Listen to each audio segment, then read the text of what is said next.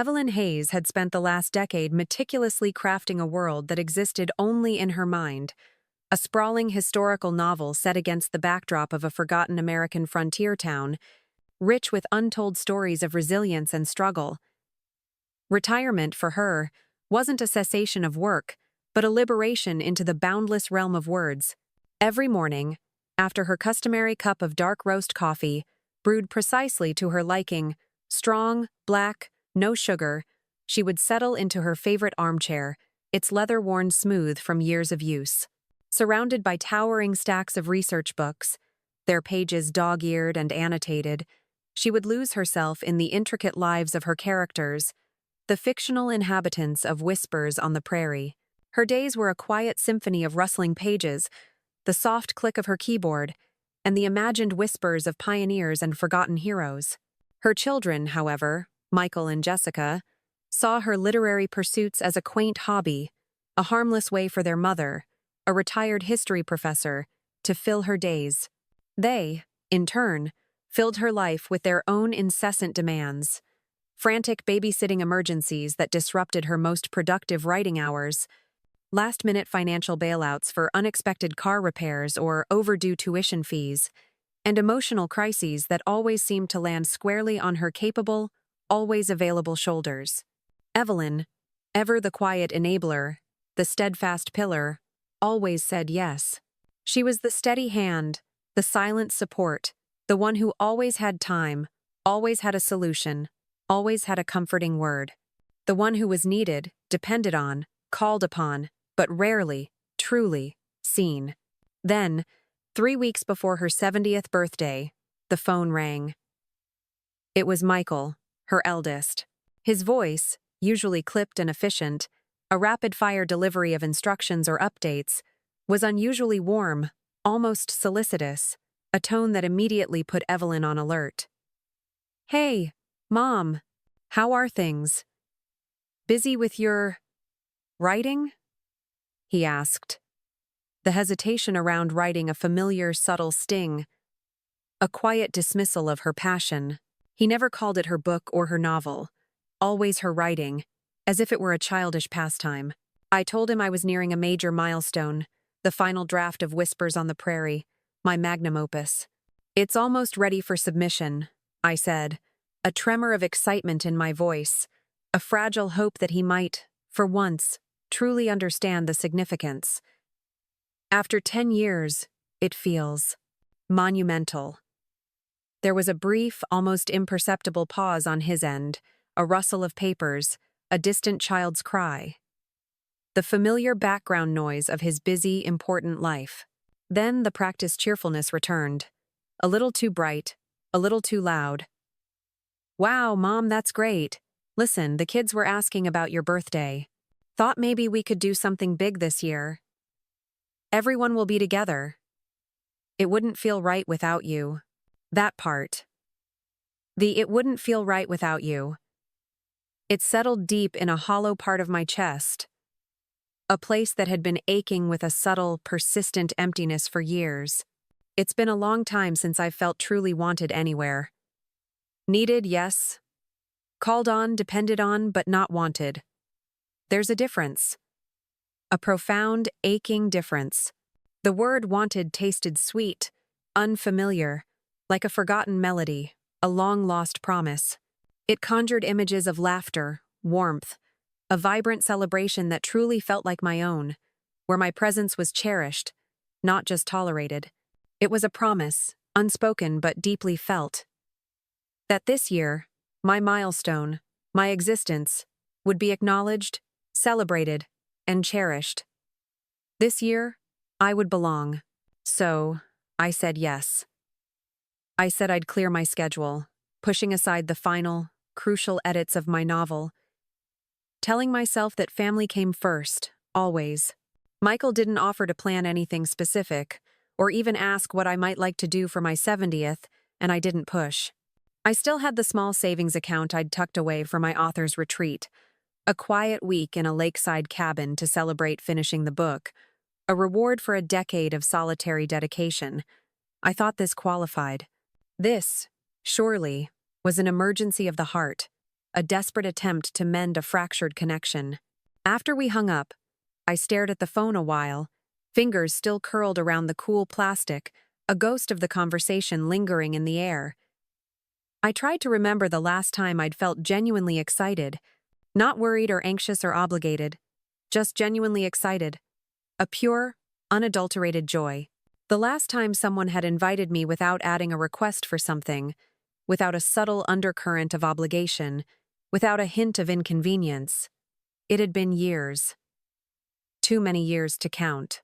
I spent the next few weeks in a fever pitch of writing, fueled by the unexpected promise of celebration. The words on the page felt lighter, imbued with a new sense of purpose. I polished chapters, proofread tirelessly, my eyes scanning for every misplaced comma, every awkward phrase, and even dared to dream of literary agents and book signings, of seeing my name on a spine in a bookstore. It felt like an investment, not just in the manuscript, but in the promise of belonging, of finally being seen, of my life having a value beyond its utility to others. The day before my birthday, I went shopping. Not just for a celebratory bottle of champagne, though I did pick up a small one, its label promising effervescence. No, I also bought something for myself. A new silk scarf, a deep sapphire blue. The color of wisdom and calm. A vibrant splash against the muted tones of my everyday wardrobe, the kind that draped just right, falling in elegant folds, and made you feel like maybe you belonged in the spotlight, too. The kind that whispered quiet confidence, a silent affirmation of my worth. I tidied my small house, a meticulous habit born of years of self-reliance, of finding order in a world that often felt chaotic. I cleaned the spare room, imagining laughter echoing through its quiet space, the joyful chaos of grandchildren. I didn't tell my book club I was having a family celebration. They'd only ask too many questions, their well-meaning curiosity often feeling like an interrogation, a gentle probing into my private life, and maybe a part of me didn't want to jinx it. It had been so long since someone had said, "Come, we want you here, for me, for Evelyn Hayes, the woman, not just mom or grandma." I guarded that fragile hope fiercely, clutching it close to my heart. My birthday dawned, crisp and bright, a perfect autumn day, the kind where the air felt like spun glass and the leaves blazed in fiery hues. I woke early, a habit I never lost, even in retirement, my internal clock still ticking with the precision of a seasoned scholar. I made my dark roast coffee, dressed in my favorite soft wool dress, a comforting embrace against the morning chill, and tied the new silk scarf around my neck, its smooth fabric a cool caress against my skin. I wanted to look like the kind of woman you celebrate, the kind of woman who belongs, the kind of woman whose presence is a gift. And I believed I was. Until I wasn't. The morning passed in quiet anticipation, a slow, agonizing crawl towards an unknown climax. My phone, usually a steady stream of notifications from my children's group chats, requests for recipes, updates on school events, complaints about traffic, was silent. No happy birthday, Mom, texts. No calls. The silence stretched, growing heavier, more oppressive with each passing hour, like a thick blanket smothering a fragile flame. I told myself they were busy, planning a grand surprise, a meticulously orchestrated reveal. Perhaps they were coordinating with my daughter, Jessica, who lived across town. Maybe the grandchildren were making cards, their small hands carefully coloring heartfelt messages. There were a dozen reasons, all of them harmless, all of them plausible, all of them a desperate attempt to cling to hope. But even harmless reasons sting with a bitter, searing pain when you're waiting alone for a celebration that never materializes, a promise that evaporates into thin air. Noon came. Then afternoon. The silence stretched, growing heavier, more oppressive with each passing hour. I tried calling Michael. Straight to voicemail, his automated message a cold, impersonal barrier. I tried Jessica. Her phone rang, then went to voicemail too, her cheerful greeting a cruel mockery of my solitude. I left a message, my voice carefully neutral, a practiced calm that belied the turmoil churning within me, saying I was looking forward to hearing from them. But I already knew. The cold certainty settled in my heart, even before I opened the family photo app, a habit born of years of checking for updates, for glimpses into a life I felt increasingly excluded from. There it was, a photo, posted just an hour ago. Michael, Jessica, their spouses, and all the grandchildren, crowded around a picnic table in a park, their faces beaming, their laughter almost audible. Balloons tied to a tree, swaying gently in the breeze. A brightly wrapped gift box, prominently displayed, a cake with 70 candles, flickering merrily, and the caption, "Surprise party for Dad. So glad we could all make it. Happy 70th, Michael." My eyes skimmed the frame once more, a desperate search for any mistake, any misinterpretation. There was no mistake. There was no space for me in that picture. The cake was for Michael, my son. His 70th birthday, not mine. I hadn't even realized his birthday was so close to mine. They had conflated our milestones, or perhaps simply forgotten mine entirely, using the promise of a celebration as a convenient excuse, a smokescreen for their neglect. It wasn't the first time I'd been forgotten, not by a long shot, but it was the first time I'd let myself admit that's exactly what it was. A deliberate, painful oversight. I stood up, walked to my desk, and opened my laptop. I didn't cry. Not then. The tears were a luxury I couldn't afford, a weakness I refused to indulge. I just opened a new document, the stark white screen a blank canvas, and I began to write. Not a novel this time, but a new chapter. For myself. A chapter of truth. The silence in my study was absolute, broken only by the soft click of the keyboard beneath my fingers, each keystroke a deliberate act of defiance. The screen glowed with the stark white of a blank document, a canvas for the truth I was finally ready to acknowledge, to articulate, to commit to the digital page.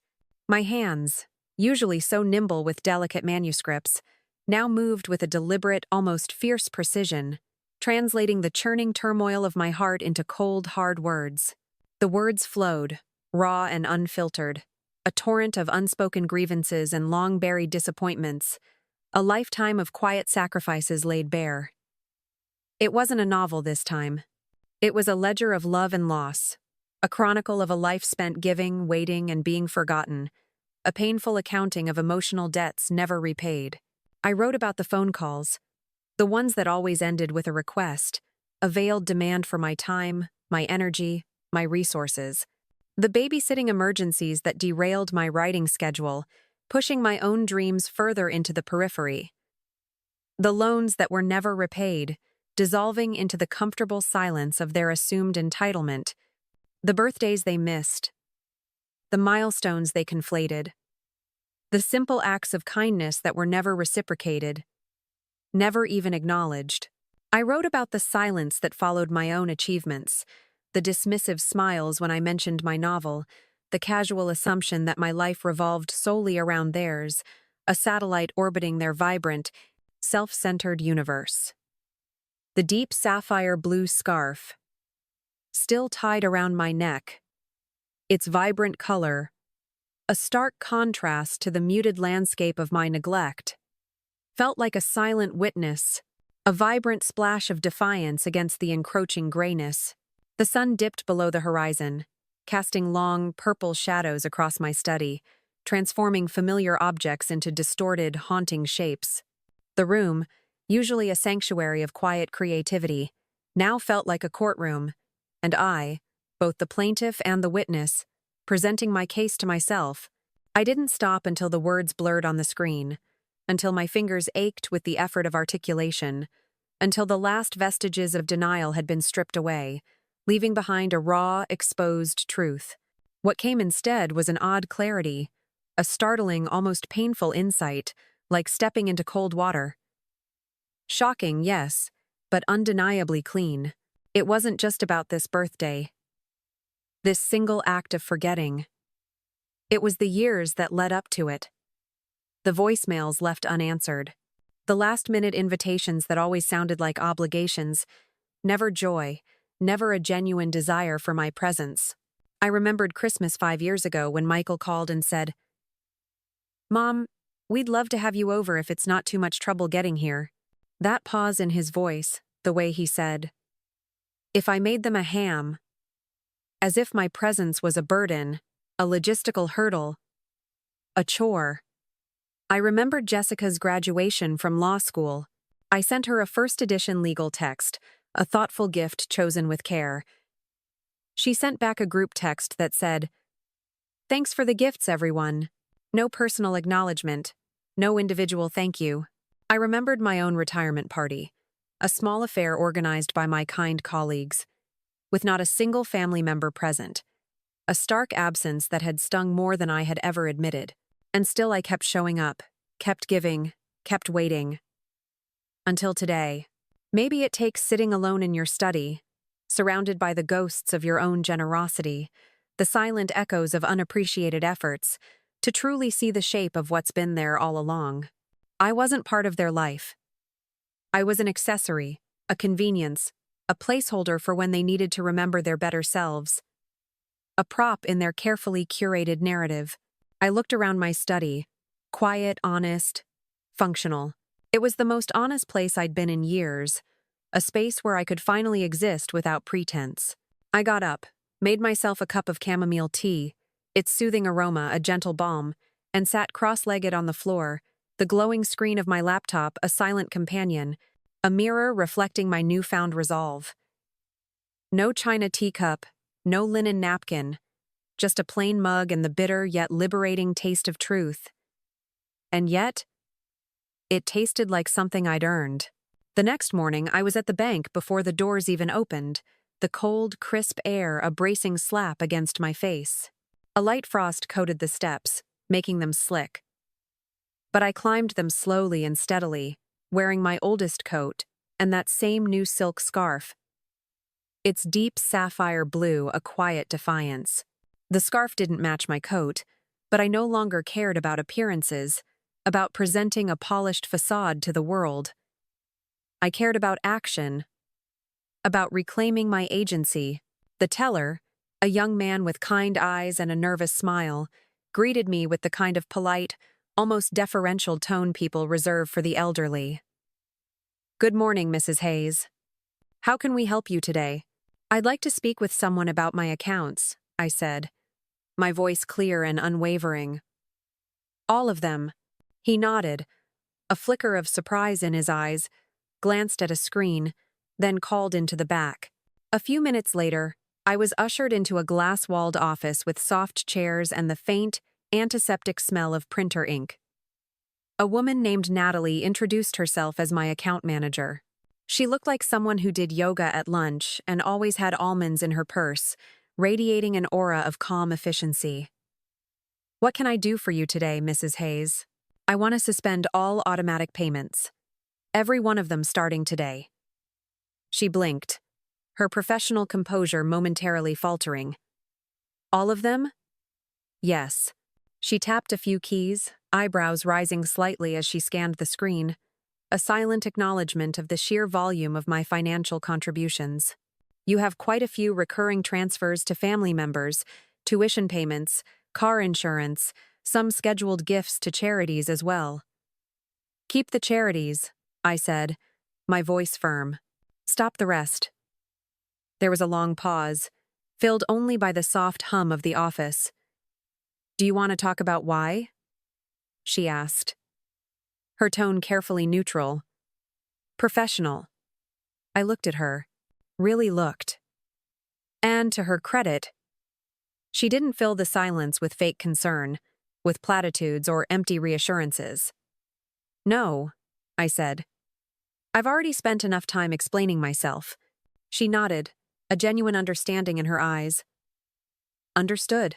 While she worked, her fingers flying across the keyboard, I sat in the quiet of that office and watched the world move outside the window, a silent, bustling tableau.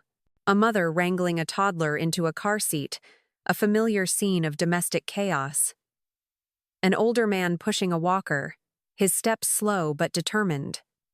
A delivery truck idling too long. Its engine a low rumble.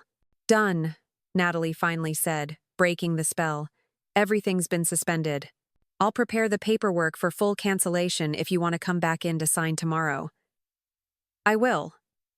She hesitated, a slight frown creasing her brow. "There's also a power of attorney on file. Michael Hayes. Do you still want him to have access?" I felt my pulse slow, not rise. A calm, steady beat. "No," I said. "Revoke it." "Understood." She printed the form and I signed it with steady hands, each stroke a declaration of independence. By the time I left the bank, the frost had melted, leaving behind glistening puddles on the sidewalk. I didn't rush. I stopped at the bakery on the corner. The warm, yeasty scent of fresh bread a comforting embrace. I bought myself a fresh croissant, its flaky layers promising a simple pleasure, and walked the long way home, savoring the crisp air and the quiet rhythm of my own footsteps. It wasn't about punishing Michael or Jessica. Not really. It was about drawing a line where I hadn't before, a clear boundary in a relationship that had become blurred by expectation and obligation. It was about recognizing that love doesn't grow from sacrifice alone. It needs light. It needs truth. Back home, I pulled my old typewriter from the closet, its keys gleaming faintly in the morning light. I dusted it off, a ritualistic act of renewal, and placed it on my desk. Maybe someday I'd write another novel. Maybe not. But I wouldn't write for anyone else's approval. That afternoon, I called my lawyer. Mr. Harrison had handled our affairs for over 30 years, a constant, reassuring presence through the various legal complexities of my life. He'd helped us buy the house, settle my husband's will, even draft the first version of mine back in 2005. His voice was warm but cautious, a seasoned professional sensing a shift in the wind. "Mrs. Hayes, what can I do for you?" "I'd like to make changes to my estate," I said, my voice firm and clear. "And I want to establish a trust for Ethan." Ethan was Jessica's youngest son, the only grandchild who still sent me handwritten letters, filled with curious questions about my story, about the books I read, about my life. Yes, he didn't ask why. He didn't have to. People like Mr. Harrison have seen every version of family disappointment that exists, every quiet heartbreak. We set a time for the next day. When I hung up, I felt no triumph, no victory, just clarity, a quiet certainty that I was finally on the right path. That night, I sat on the porch with a blanket wrapped around my shoulders, the soft wool a comforting weight, and my coffee cooling on the railing. A few neighbors passed by. One waved, a fleeting acknowledgement. One didn't. The street was quiet, bathed in the soft glow of streetlights, and I felt not okay, not healed, but steady, like I'd finally stopped knocking on a door that was never going to open, a door that had been closed to me for a very long time. The next morning, the sky was soft and low, that pale winter gray that wraps around the houses like gauze, muffling the sounds of the waking world. I dressed slowly. Not because I was tired, but because I didn't want to rush what came next. Each movement a deliberate step into my new reality. At 9 sharp, I was in Mr. Harrison's office, a little 2-story building with green shutters, and a reception area that smelled faintly of old paper and floor polish, a comforting scent of quiet professionalism. The same gold-framed photos hung where they always had, his smiling children, his beloved boat, his grumpy bulldog in a Santa hat, unchanging symbols of a life well lived. He stood when I entered, still as polite as he was 20 years ago, a bastion of old-world courtesy. "Mrs. Hayes," he said, extending a hand, his grip firm and reassuring. "It's good to see you." "And you, Mr. Harrison."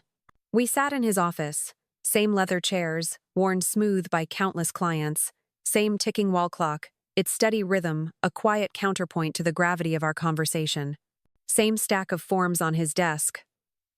Though now his reading glasses were thicker, perched on the end of his nose, and his mustache had gone from salt and pepper to snow white. A testament to the passage of time. "What are we changing today?" he asked gently, his voice kind but direct. "My will," I said, my voice clear and unwavering. "And I want to create a trust.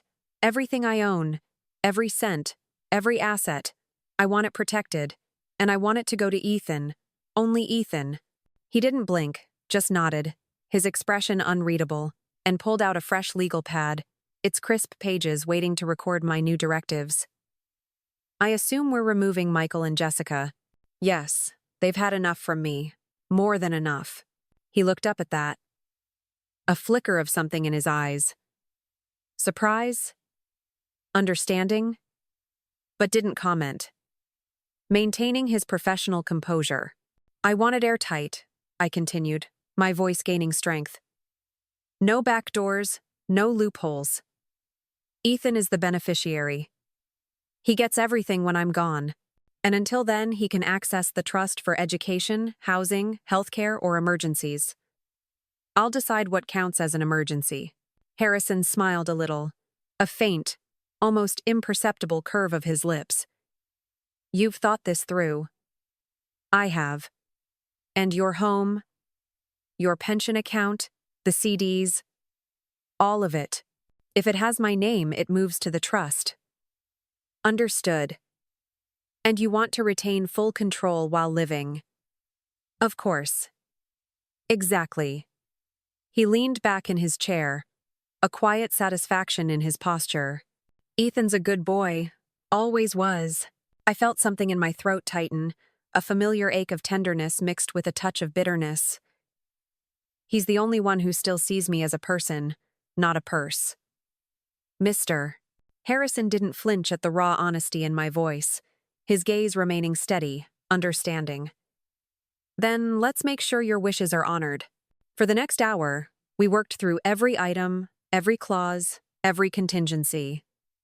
He asked precise questions. I gave firm, unhesitating answers.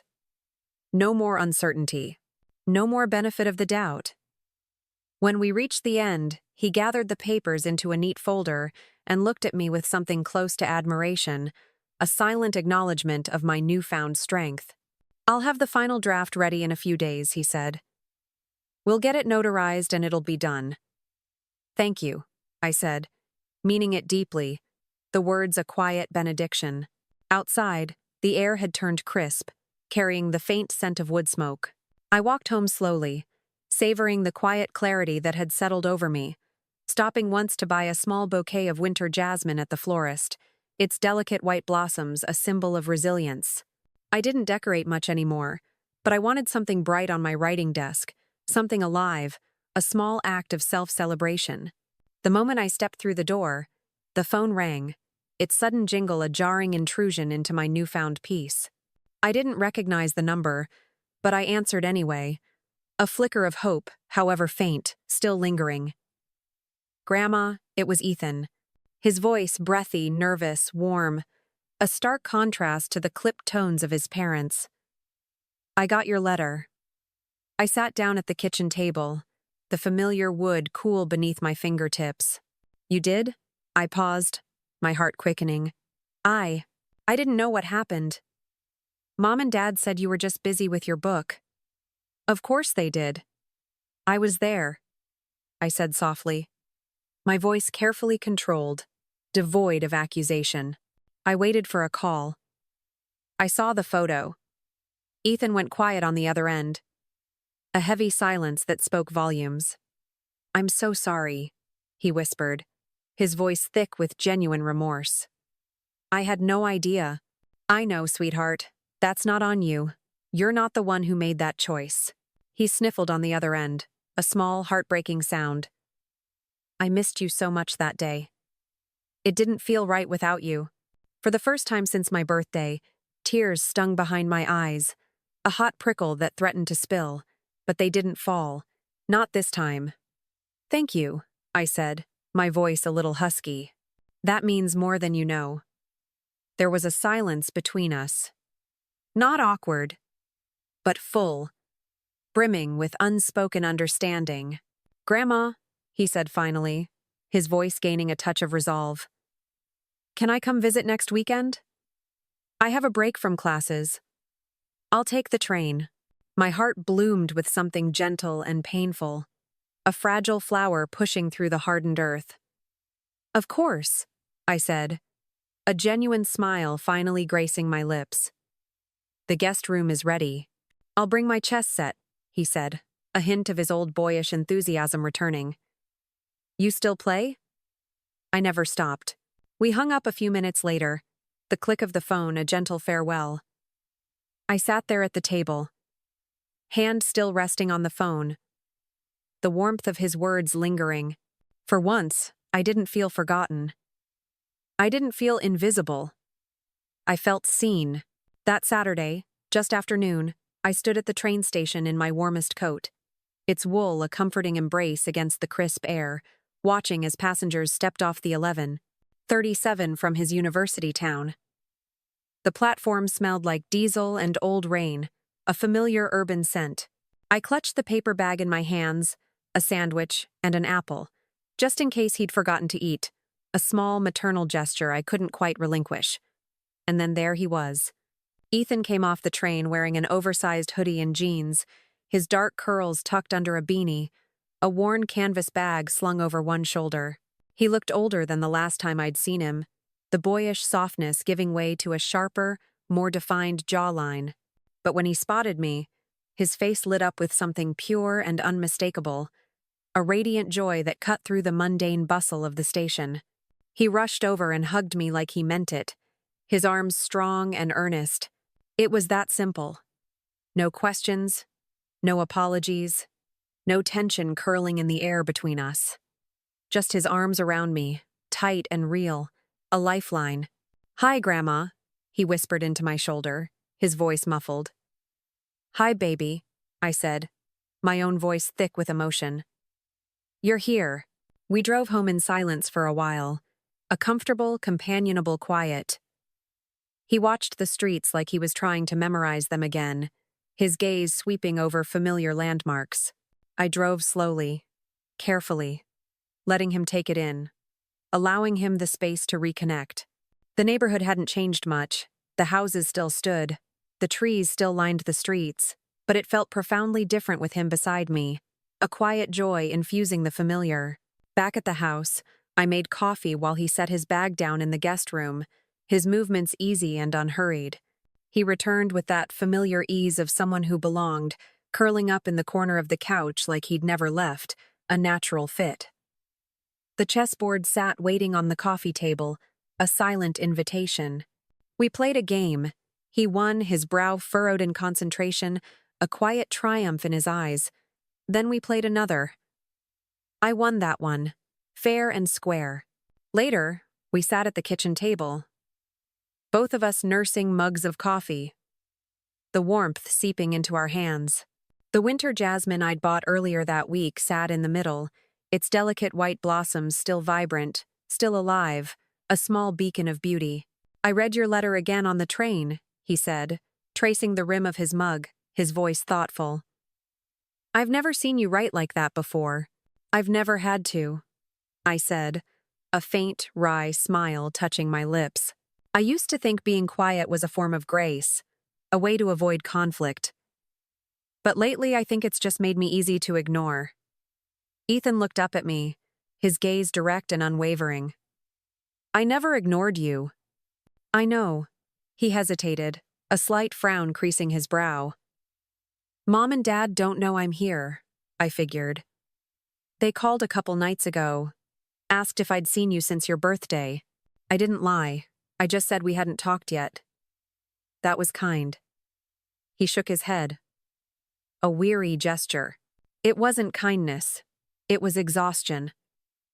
"I'm tired of pretending things are normal." That surprised me. Ethan had always been careful, diplomatic, the peacekeeper in his fragmented family, navigating their unspoken tensions with a quiet grace. Hearing him say that, calm, steady, told me he was growing into something strong, something resilient. "You don't have to pretend here," I said, my voice soft but firm. "Not ever." "Neither do you." We sat in silence, just sipping our coffee, the quiet between us comfortable, understanding.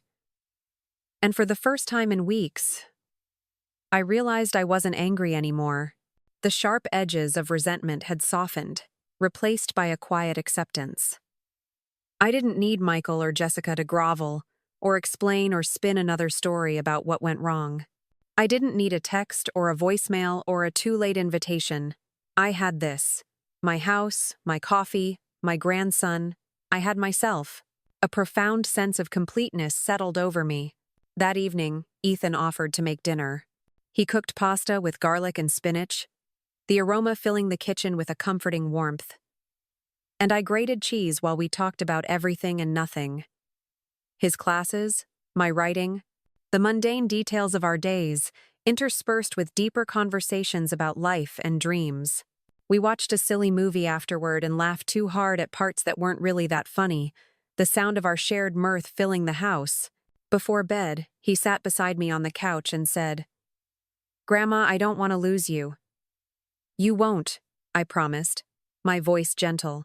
"I can't promise forever," I said. "But I'm not going anywhere yet." He smiled, then hugged me again. Gentler this time, but no less real. A silent pledge. After he went to sleep, I sat in the quiet of the living room, the clock ticking like a slow metronome behind me, counting the moments of my newfound peace. I looked around at the pictures on the mantel. Some faces had faded. Some frames were empty now, but one picture still stood tall. Me holding Ethan as a baby. My hair darker then, my face softer, but the grip of my hands around his tiny body just as steady, a timeless connection. I looked at it a long time. Then I got up, turned off the light, and went to bed. Ethan left Sunday afternoon, the house feeling quieter in his absence, but not in a lonely way. We lingered on the porch for a while before his train, the crisp autumn air, a gentle farewell. I handed him a container of leftover pasta, neatly packed, a folded scarf I'd knitted last winter. Its soft wool, a tangible expression of my love, and a quiet kind of love I didn't need to explain, a bond that transcended words. He kissed my cheek and promised to call Tuesday, his voice warm and sincere. Then he was gone, a quick wave from the back window of the train, his breath fogging the glass, a fleeting image. I stood there until the train had shrunk to nothing, a distant rumble fading into the horizon, then went back inside. The house felt quieter than usual, but not in a lonely way.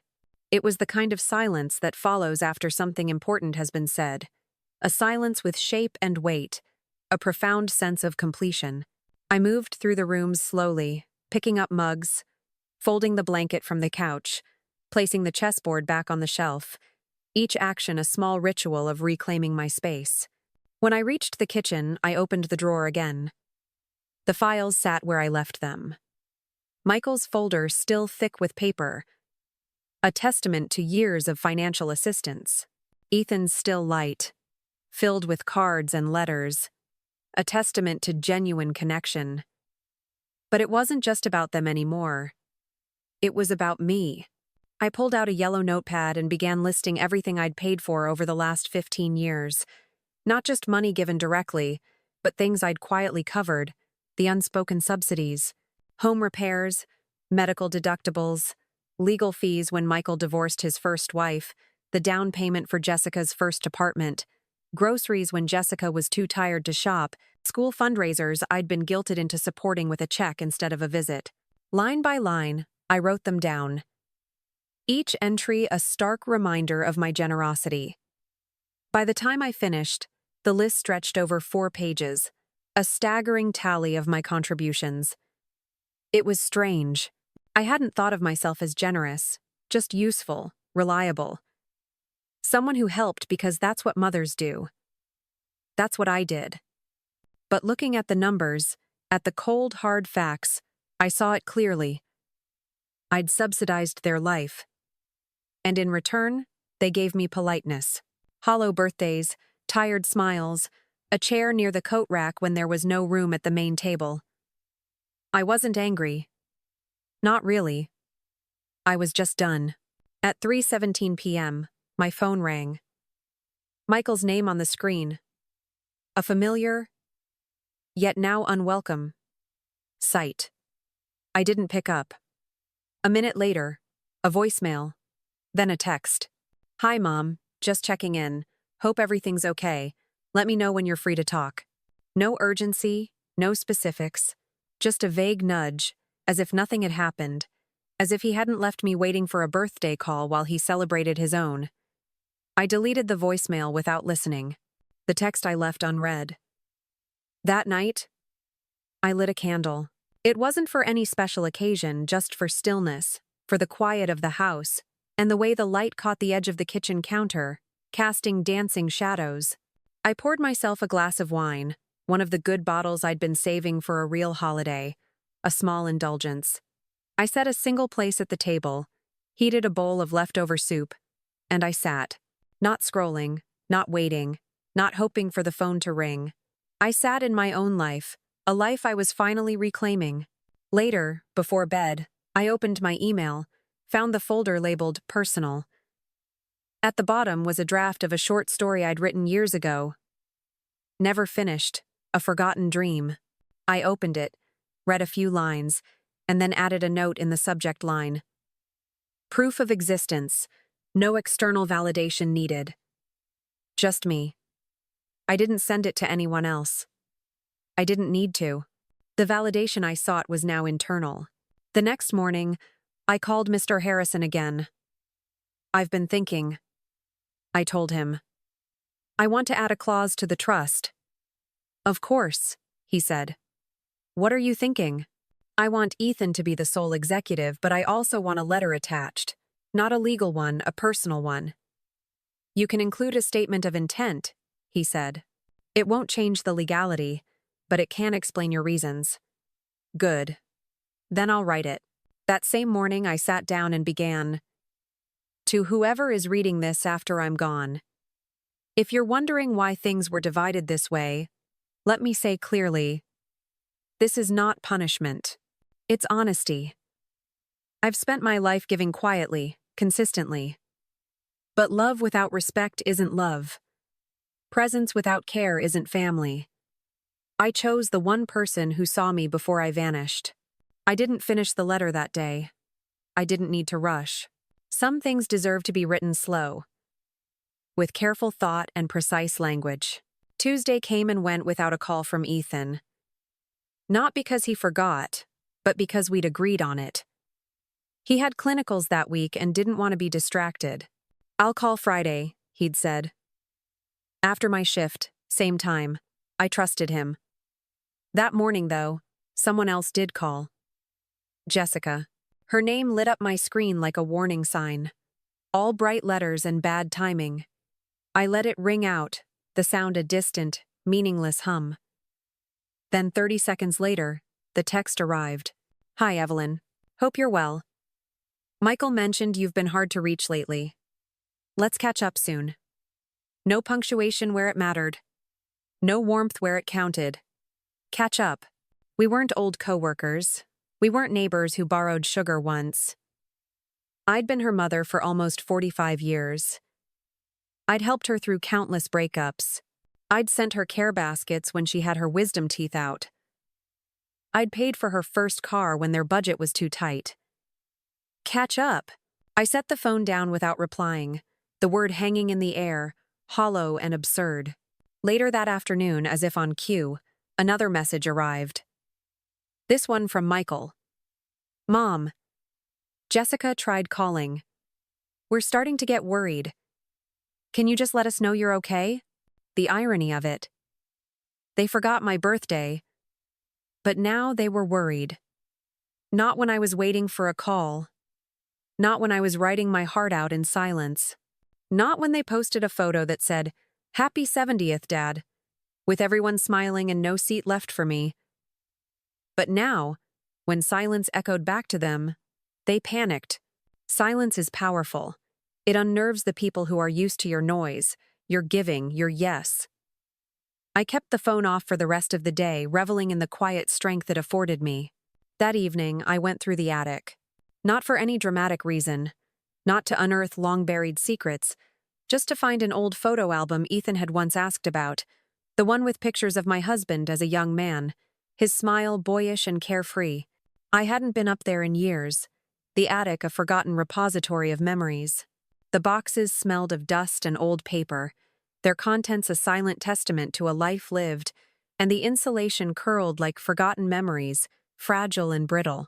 In one box labeled Childhood, I found the album and beneath it letters, dozens of them. Cards from Michael as a teenager, his handwriting sprawling and confident, drawings from Jessica as a child, her crayon creations adorning the pages. Thank you notes from friends and cousins long moved away. Their gratitude a faint echo.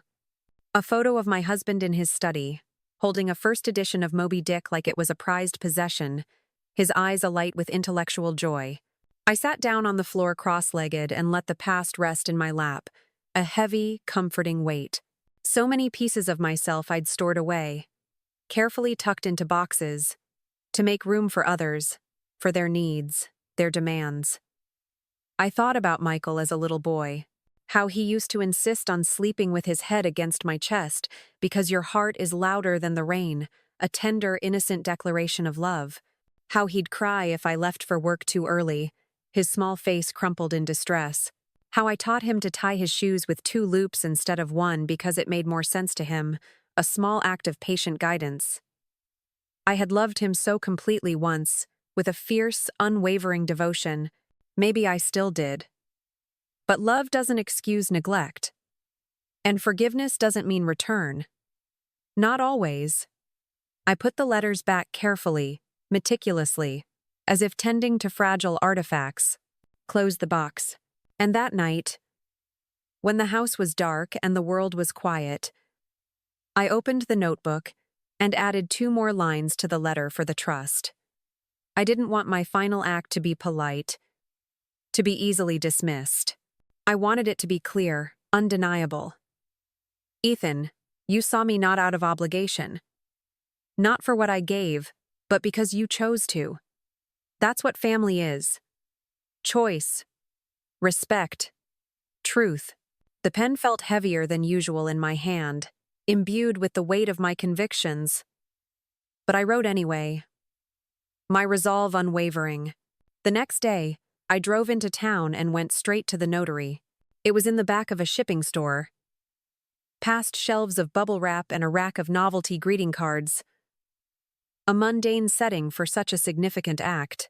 The man behind the counter had kind hands and a long, careful way of speaking. His name tag said, Dev. I need to notarize a letter, I said, unfolding the pages I'd written and some trust documents my attorney prepared. He glanced at the first page, then back at me, a flicker of curiosity in his eyes. Big changes? I nodded. Long overdue ones. He didn't ask more, just handed me a pen and guided me through each signature with the quiet efficiency of someone who has seen all kinds of endings and beginnings pass across his counter, a silent witness to countless life transitions. When it was done, I felt lighter. Not free, not yet, but clearer. Like the road ahead had fewer turns. Its path more defined. I stopped by the grocery store after, picked up milk and oranges, a bunch of lilacs they'd marked half price, their delicate scent a promise of spring. These were the kind of things you buy when life is steady again. When you're choosing your own peace, instead of waiting for someone else to hand it to you. At home, I set the flowers in the chipped vase near the kitchen sink, their vibrant colors a small burst of joy. The scent of lilac spread slowly through the house, soft and certain, a comforting presence. I took off my coat, folded it, and laid it over the back of the chair, a small act of domesticity. My phone buzzed, just as I was putting the groceries away. Michael, again. Mom, we really need to talk. You're not answering, and it's making things worse. I don't know what's going on, but we're worried. Please call me. The message was longer than usual, its words laced with an undercurrent of panic. The edges of panic showing, But still no real apology. No mention of what had happened, no ownership, only absence. And now the discomfort of it. He wasn't sorry for forgetting me. He was sorry I had stopped filling in the blanks, stopped being the convenient, silent presence. I sat down, stared at the screen, then turned it off again, silencing the demands. That afternoon, I took out the folders once more. Michael's, Jessica's, Ethan's, the trust packet, and locked them all in my fireproof box. Slid it back beneath the bed. Not because I was hiding anything, but because I was finished. Finished explaining. Finished asking. Finished waiting. I made soup that night. Lentils, carrots, garlic. My hands still knew how to measure by instinct, a comforting familiarity. I cooked for one, not for absence. I set the table, not in mourning but in ritual, in respect for myself. The soup was good. Later, I sat on the porch again, wrapped in a shawl, the soft wool, a comforting embrace, the air just brisk enough to feel like something shifting, a subtle change in the season.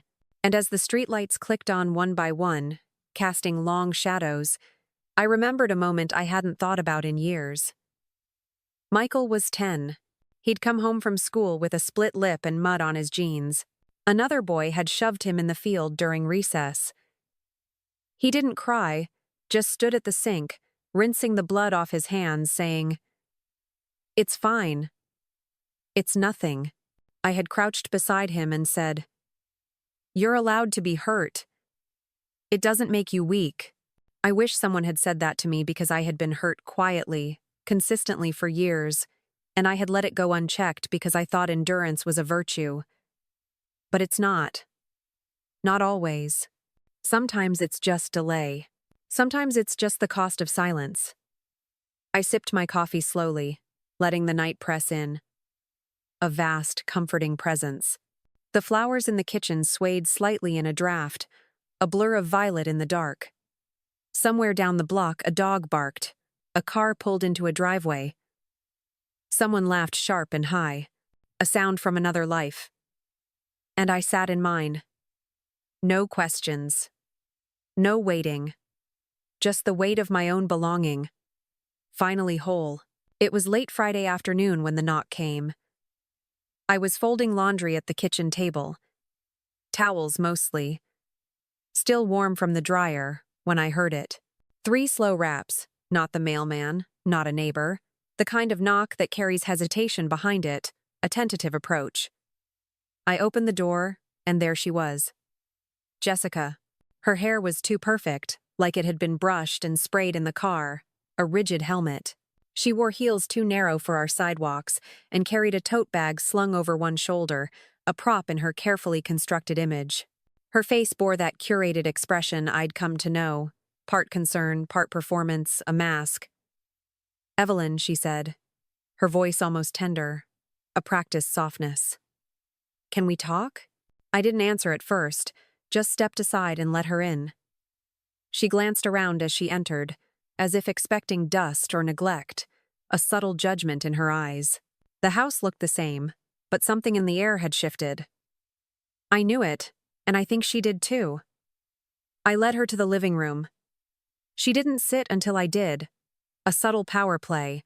She placed her tote carefully at her feet and folded her hands in her lap, a picture of composure.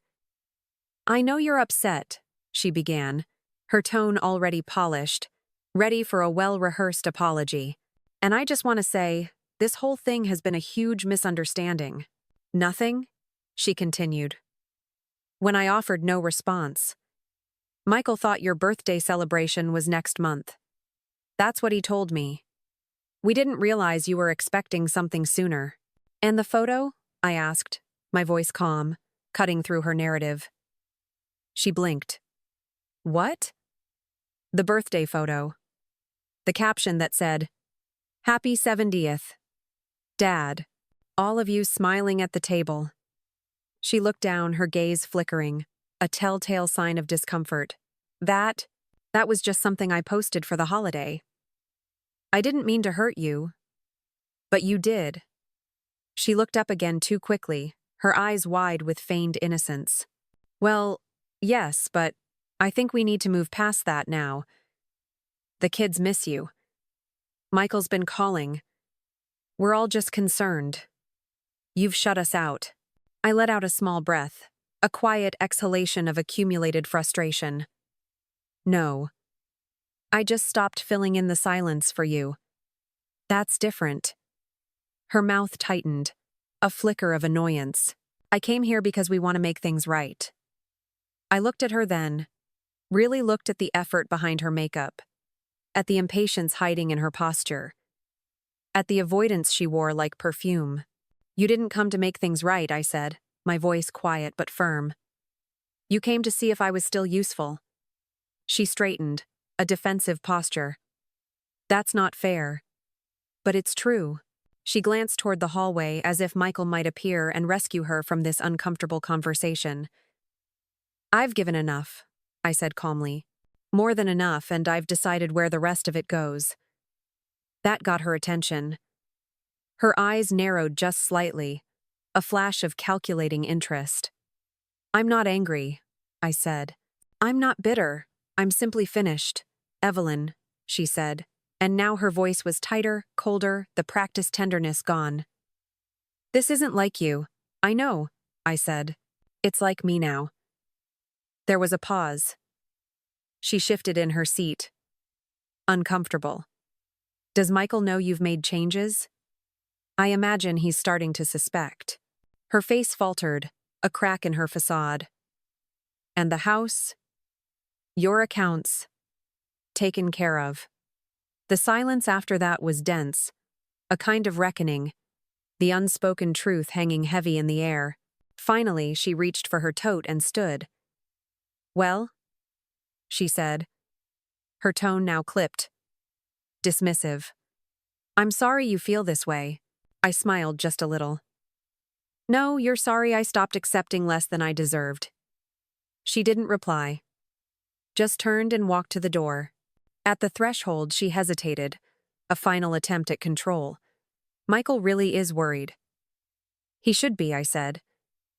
Not because I'm gone, but because I'm not coming back. The door closed behind her with the softest click, a definitive end. I stood there for a long moment, my hand on the knob, the air still humming from the exchange. Then I went back to the kitchen, finished folding the towels, lit a candle, made a cup of coffee. The phone rang once that evening. Michael again. I let it ring, not out of cruelty, but because the silence finally belonged to me. Saturday came quiet, a gentle, unhurried dawn. I woke early, not because I had to, not because an external schedule demanded it, but because my body had settled into a rhythm again, one not governed by expectation or the noise of someone else's demands. The sky outside was pale and soft, that delicate winter gray that doesn't press or promise anything, just presents the day with a quiet, unassuming grace. I took my coffee to the porch and sat under the faded quilt I kept draped over the back of the wicker chair, its familiar weight, a comforting presence. The steam rose slowly from the cup, curling into the crisp air. Somewhere down the street, a child shouted, a burst of pure, uninhibited joy, followed by the roll of a skateboard, a mundane sound of everyday life.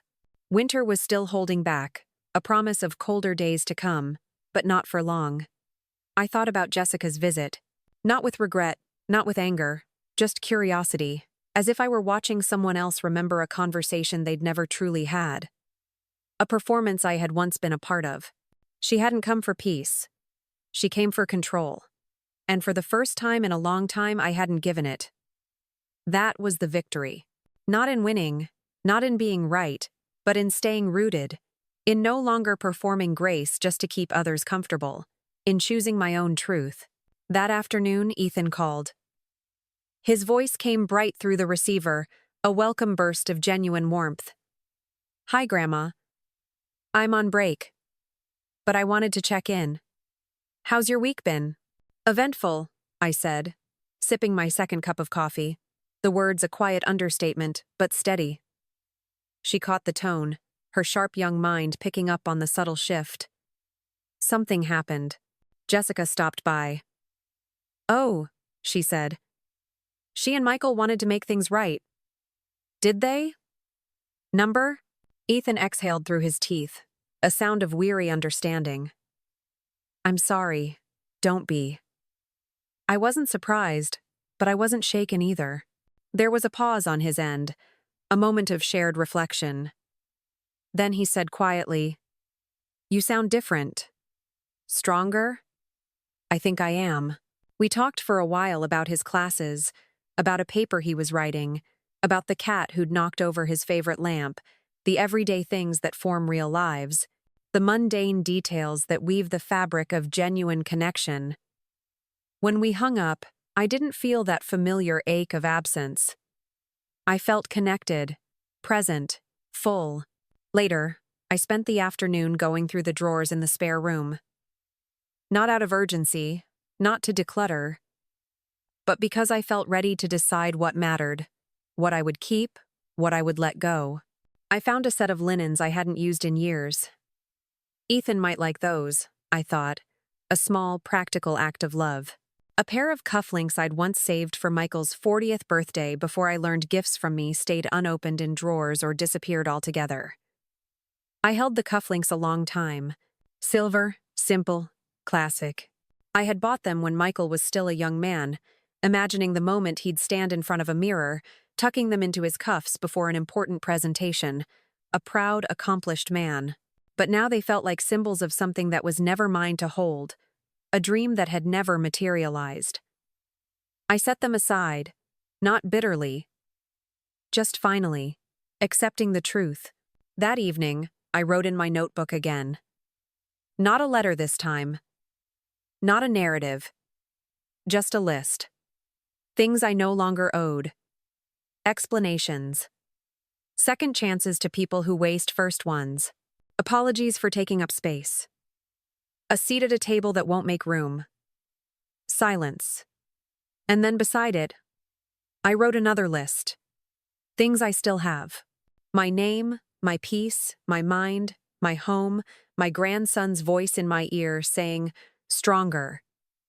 I tore the page out and folded it in half, taped it to the back of the cabinet door beneath the sink, where only I would see it, where I kept the dish gloves and the extra sponges. A strange place for strength. But real, tangible. That night I set the table for one again. But this time I lit 2 candles.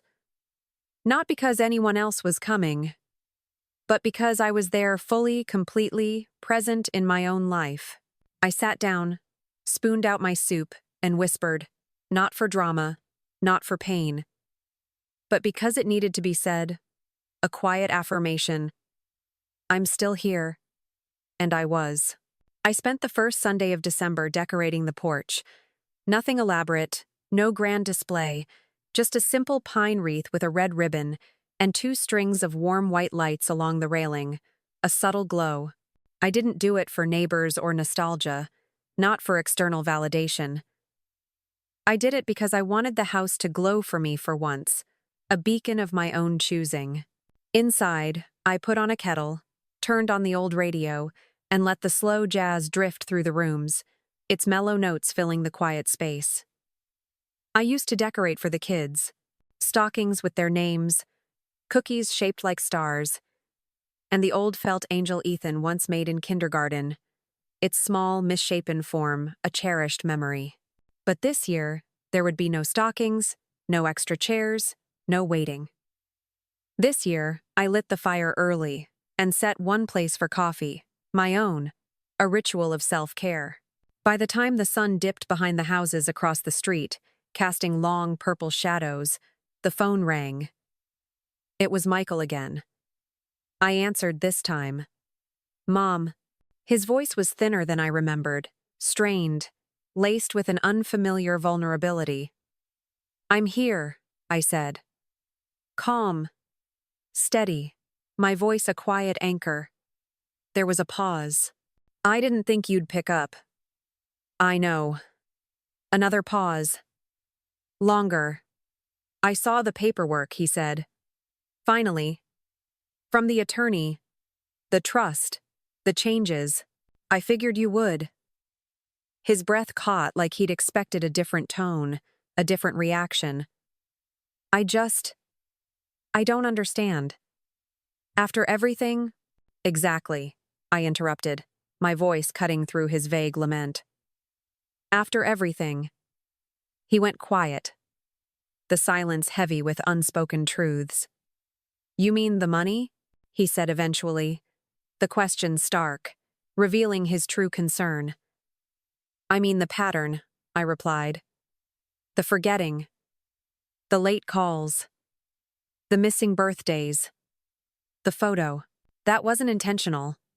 No, I said. It was worse. It was convenient. There it was, the truth out loud, without apology, without softening the blow. You're punishing us, he said. But it came out less like an accusation and more like a hope that I might deny it. Reassure him. Fold. No, I said. I'm releasing myself from obligation, from old loyalties that only moved in one direction, from the guilt I'd carried so long I'd forgotten what lightness felt like. I never thought it would come to this, he muttered. His voice defeated. I know. His voice broke, a raw, unexpected sound. We're still your family. No, Michael. I was your family. You haven't been mine in a long time. And with that, we ended. Not with shouting, not with resolution, just with a truth said quietly enough to echo for years. I hung up, stood at the window, and watched the street lamp flicker on, a small light in the growing darkness. The next day, I mailed a small package to Ethan. Inside, the silver cufflinks wrapped in soft cloth, a copy of the trust, and a note. These are yours. Not because you asked, but because you showed up. Wear them when you feel uncertain. You're never invisible in this house. Not then, not now, not ever. He called 3 days later, crying and laughing at once. Grandma, he said, voice trembling, filled with emotion. I don't know what to say. You already did, I said. The day you asked if you could come visit. The day you came without needing a reason. That night, I lit the fireplace and sat in its warmth, the flickering flames casting dancing shadows. Outside, the street was quiet, dusted with the season's first snow. I watched it fall through the window, slow and clean, a gentle blanket covering the world. And I thought about all the birthdays that had come before, the ones I cooked through pain, the ones I sat through quietly, the ones I was invited to as an afterthought. And then this one, the one I gave myself. No grand parties, no forced smiles, no second guessing, just a quiet morning, a written truth, a phone call from someone who saw me, and the clearest thing I'd ever tasted. Not bitterness, but freedom. And if you're reading this, if you've ever waited for someone who forgot to wait for you, listen close. You can stop now. You can light a candle for yourself. You can write your own damn story. And you can begin again right here, right now. If this story moved you, share it. Someone out there needs to know they're not alone. Your silence has value. Your seat is your own, and you don't need permission to keep it. The weeks that followed the winter's first snow settled into a new, comforting rhythm for Evelyn. Her days, once subtly dictated by the unspoken demands of her children, were now truly her own. She spent mornings in her study, not just writing her novel, but also delving into new literary pursuits. She began translating obscure American historical documents, a passion she'd set aside years ago.